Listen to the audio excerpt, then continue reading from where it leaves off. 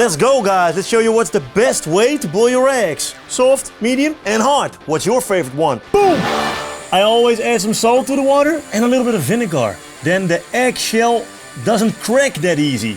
6, 8, and 10 minutes.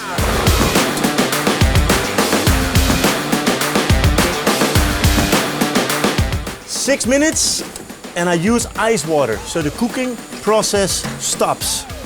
A few moments later. 8 minutes is going into the ice water. A little longer than a few minutes later. 10 minutes in the ice water. Okay, let's now peel the eggs. I love to peel my egg in the water a little bit, so the water crawls between the shell and the egg, so it's super easy to peel.